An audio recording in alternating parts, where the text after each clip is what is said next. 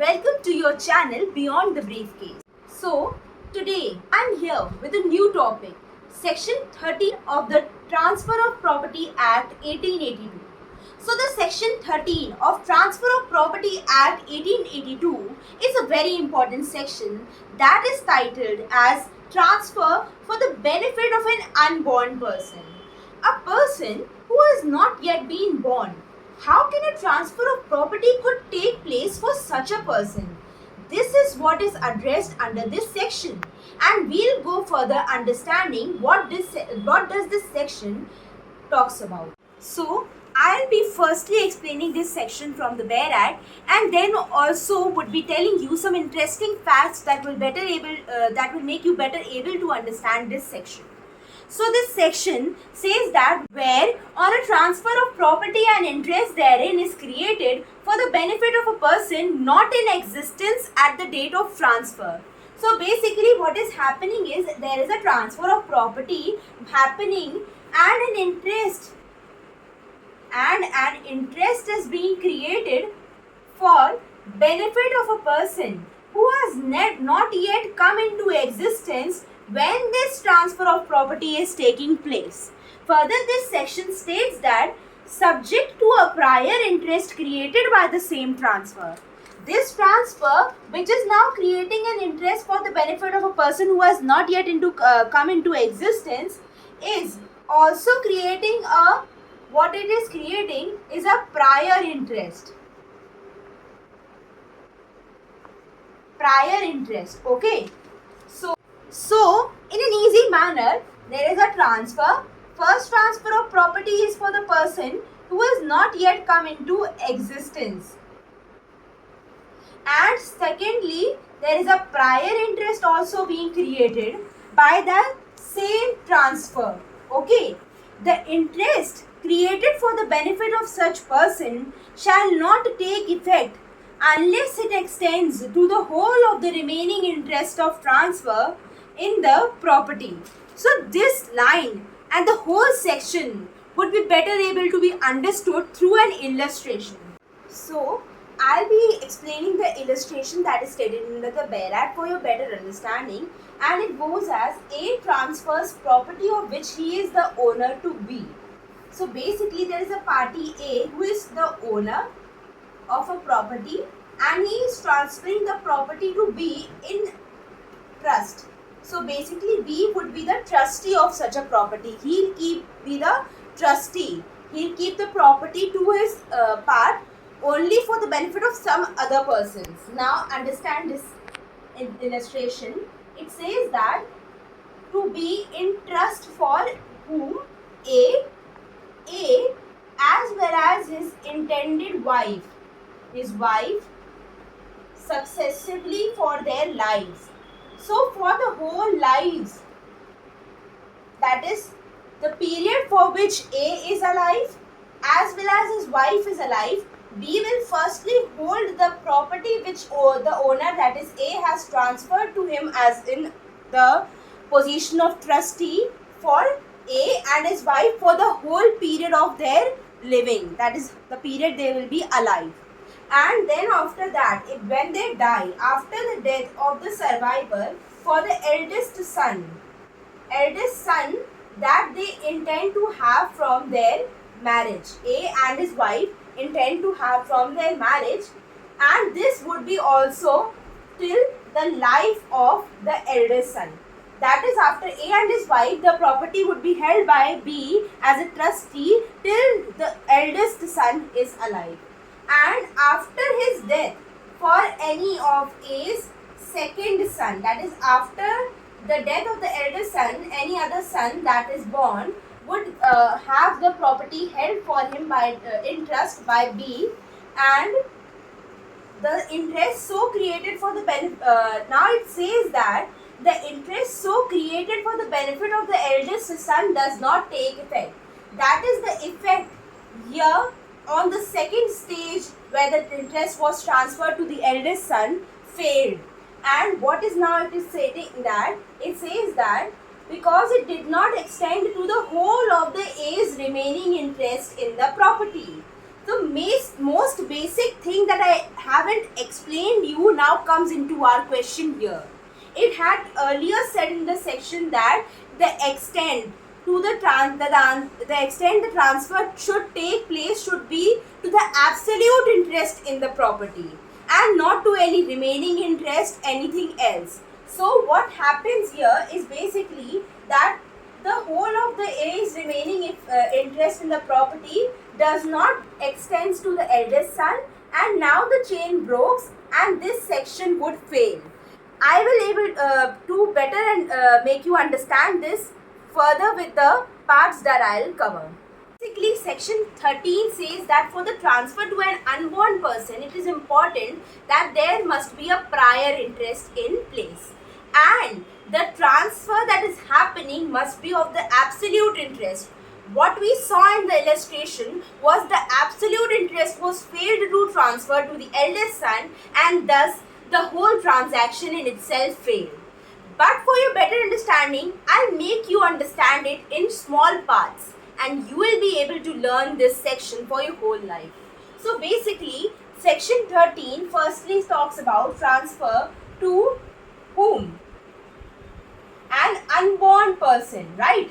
So what is basically transfer to an unborn person is better understood through these points. See, direct transfer to an unborn person cannot be done in any situation. So, direct transfer is not possible. So, what is the scenario here?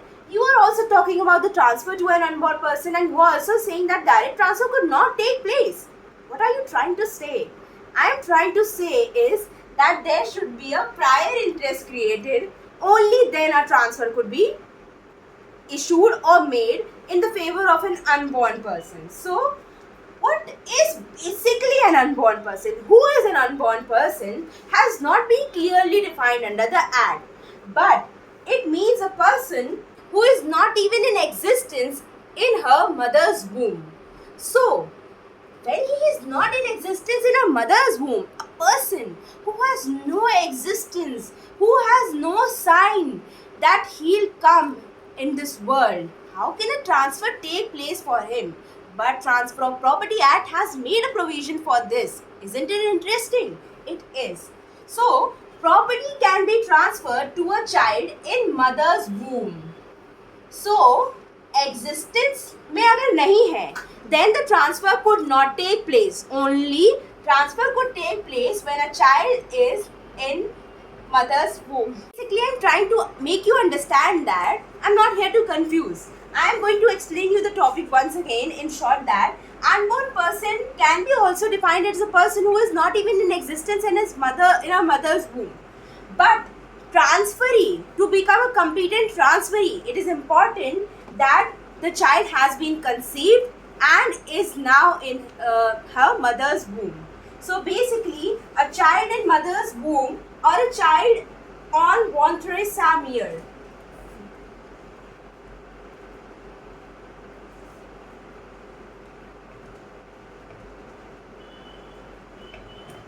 On ventre sa mère in mother's womb is a competent transferee under the Transfer of Property Act 1882. Further, I would like to bring into your attention section 5 of the Act, which is a very important section.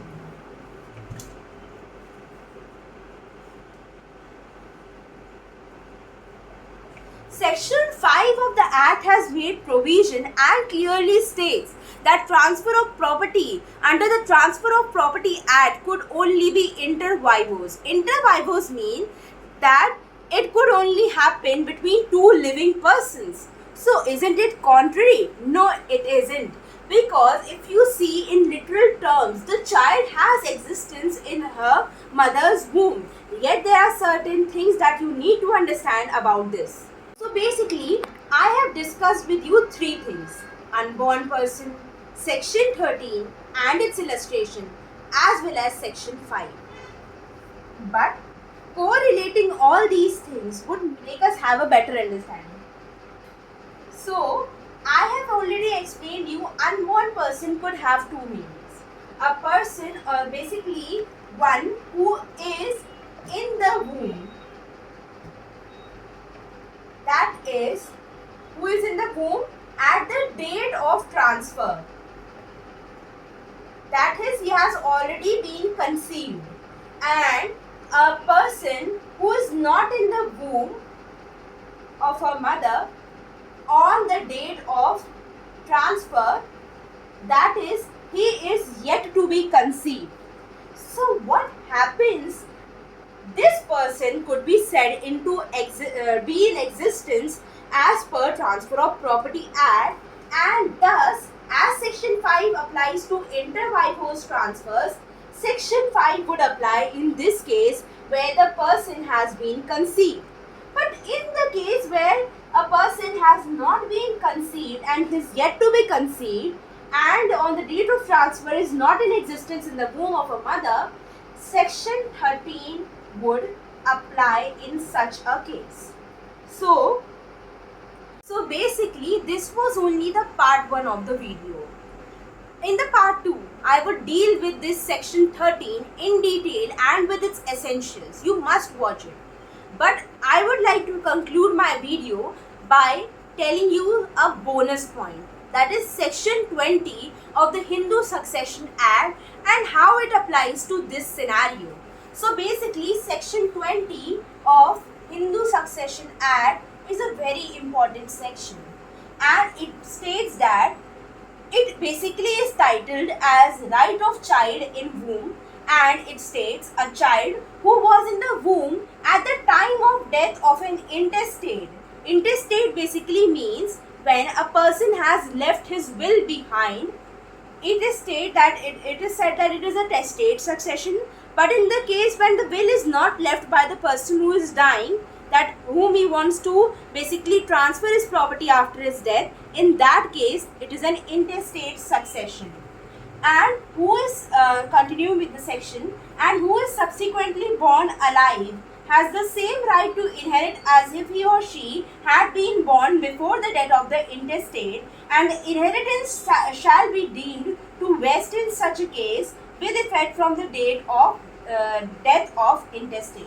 So basically it is talking about the intestate succession, and it states that when the death of an intestate happens, that is the person who was having the power to write a will but he chose not to create a will to transfer his property, in that case a child who is still in the womb of a mother would also be entitled to the transfer or inheritance of the property. And it is basically said that if a child was at the womb in the womb of a mother when the intestate died, he will and was born alive, subsequently he will have the same right to inherit as if he had been born when the intestate was basically not dead, and the inheritance shall be deemed to vest in such person. So basically this inheritance right would vest in such person as soon as the death of the intestate occurs.